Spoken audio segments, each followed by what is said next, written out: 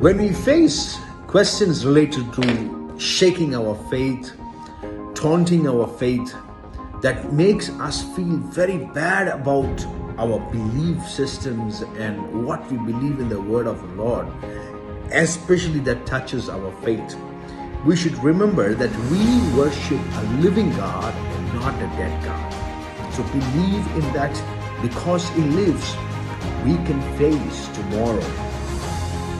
Because He lives, I can face tomorrow. Because He lives, all fear is gone. Yes, because He lives, you will face tomorrow. Good night.